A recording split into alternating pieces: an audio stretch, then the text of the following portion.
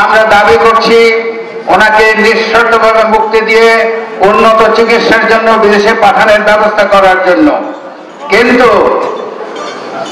দেশে বিদেশে বহু আলেমরা বিবৃতি দিয়েছেন ওনাকে মুক্তি দেওয়ার জন্য, বহু শিক্ষক বিবৃতি দিয়েছেন, ছাত্র বিবৃতি দিয়েছেন, সুশীলরা বিবৃতি দিয়েছেন, আলেম সমাজ বিবৃতি দিয়েছেন, কিন্তু চোরায় আসলে ধর্মের কাহিনী।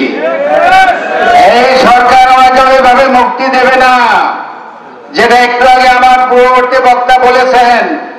আমাদের রাজপথে নামতে হবে, কাফন করে নামতে হবে, যুদ্ধ করে ওনাকে মুক্ত করতে হবে। আপনারা বলেন না জেলের তালা ভাঙবো, খালেদা জিয়াকে আনবো, তাই করতে হবে। এবং আপনারা যদি ওনাকে মুক্ত করতে পারেন, আমি বলি উনি চিকিৎসা করে ভালো হয়ে যাবেন। এর মধ্যে আরেকটা কথা আছে, ওনাকে এই সরকার মুক্তি দিয়ে বিদেশে চিকিৎসার জন্য পাঠাবে না। কেন? কারণ তাহলে ধরা পড়বে যে ওনারা ওনাকে ভুল ট্রিটমেন্ট করেছিলেন, ভুল চিকিৎসা করেছিলেন। সেই জন্য এই সরকার ভীত, ওনারা বিদেশে পাঠাতে চান না ওনাকে। যাই হোক, ওনাকে যদি আপনারা মুক্তি করতে পারেন, উনি আবার আপনাদের সঙ্গে রাজপথে থাকবেন, আবার উনি আন্দোলন করবেন।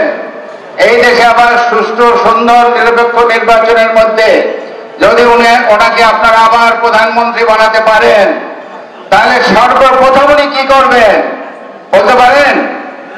সর্বপ্রথম এই সরকার যে 5 লক্ষ মামলা আপনাদের উপরে দিয়েছে, 50 লক্ষ আসামি করেছে বিএনপি, 24 ঘন্টার মধ্যে আপনাদেরকে মুক্তি দেওয়া হবে,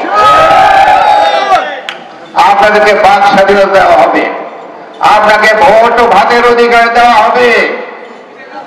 আর আপনারা যদি তাকে সুযোগ দেন, উনি হয়তো আপনাদের জন্য নোবেল প্রাইজও আনতে পারেন।